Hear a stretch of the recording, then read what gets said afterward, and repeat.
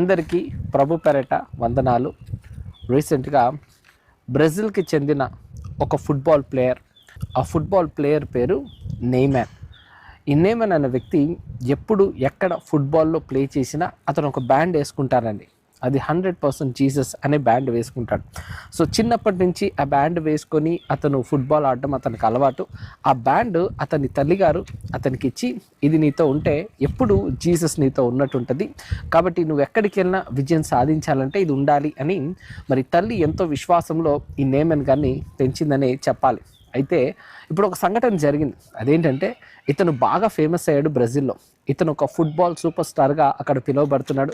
చాలామంది ఇతన్ని ఇష్టపడతారు, ఇతన్ని ఇన్స్పిరేషన్గా తీసుకుంటారు. ఇతను ఏం చేస్తే అది చేయాలని అక్కడ వాళ్ళు భావిస్తారు. అయితే రీసెంట్ టైమ్స్లో చాలా మ్యాచెస్ ఆడి గెలిచినప్పుడు సో ఆ బ్యాండ్ అనేది తీయకుండా ఇంకా అలాగే పెట్టుకొని ఆడుతున్నాడని FIFA అనే ఒక వీడియో ఛానల్ వాళ్ళు దానిని బ్లర్ చేసి వీడియోస్లో చూపించడం ప్రారంభించారు. అయితే ఒకసారి అతన్ని లోపలికి పిలిచి, చూడండి ఈ బ్యాండ్ మీరు తీసేయండి, ఈ బ్యాండ్ పెట్టుకొని మీరు ఆడకండి అని అంటే, ఇది నా యేసు ప్రభుని గణపరిచినట్లు, సో నాకు అడ్వర్టైజ్మెంట్స్ వద్దు, నాకు ఫేమ్ వద్దు, ఇది నాకు చాలా ఇంపార్టెంట్, ఇది మా తల్లిగారు ఇచ్చారు, కాబట్టి ఇది ఉంటే నాకు జీసస్ నాతో ఉన్నట్టు ఉంటుంది, కాబట్టి నేను దీన్ని తీయను అని అన్నాడు. ఆ మాట చెప్పిన తర్వాత ఆ కమిటీ వాళ్ళు ఏం చేశారంటే అతనికి ఒక ఆఫర్ ఇచ్చారండి. ఆఫర్ ఏంటో తెలుసా?